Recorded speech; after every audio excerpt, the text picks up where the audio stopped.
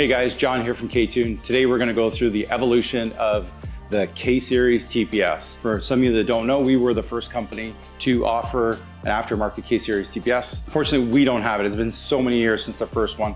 With the magic of a video, we'll show you some pictures of it. We'll show you a couple famous cars that did run it also. The idea that came from a lot of my friends are mechanics. When I asked them, hey, what was a good TPS sensor you guys have never had issues with? It was an AC Delco part, a Chevy part that came off, I believe it was a Cavalier throttle body.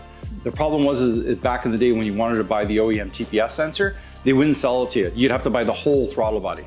So that's why we developed the first generation of it. After that, it was very hard to get a good quality AC Delco TPS sensor for us to work with, so we went away from that. Our next iteration was we found a good Taiwanese supplier that made good quality contacts for the TPS sensor. They worked pretty good, but we still had a fail rate. Not as bad as OEM, but there was still a fail rate. We then came out with our Hall effect sensor. One of the reasons why we went to the Hall effect sensor, I thought, what are guys doing that endurance race that run, 24-hour races, and you're talking like your Formula One. I was like, what were they using? And as I dug into the European motorsports, a lot of them were using Hall effect sensors, magnetic sensors, contactless sensors. So we're gonna show you a little difference between OEM TPS sensor and then a Hall effect sensor. OEM sensor, how it works on the inside is it has a flat plate similar to that. It's actually not this, but similar.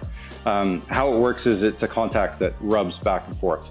So the problem was when your motor's vibrating, this contact is vibrating on here and it would wear a spot on it. And you get like wear spots on the TPS sensor. That was a common problem they had.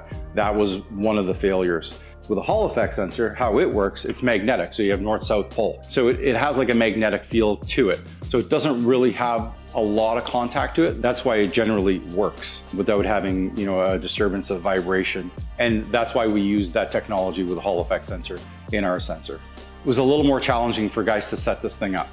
You couldn't use it on a stock ECU, it wouldn't work because of the calibration. So you had to kind of know what you were doing. So for a lot of customers that we sold to, they were frustrated, didn't know how to use it. So quickly we started working on another solution. We found a good Taiwanese manufacturer.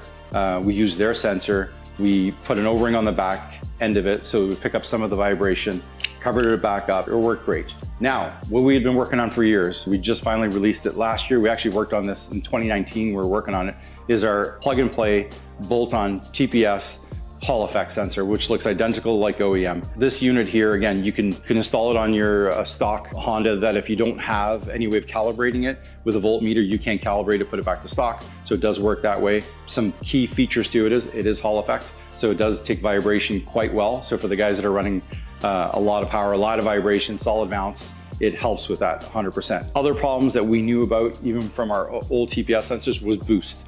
Guys now are hitting 80 to 100 PSI of boost for a short period of time, but they were blowing the backs of the sensors off. We didn't have this issue with some of our older sensors because the way we did it with the billet cover, but in testing, we knew that that was an issue. These bad boys, it was one of the things that we made sure that we did is have them accept 100 PSI of boost. So you can, not that anyone's gonna run 100 PSI for a long period of time, but these have been tested for under 5 seconds of boost pressure. So you can go up, down, up, down, up, down, a boost pressure of 100 PSI and they will not fail.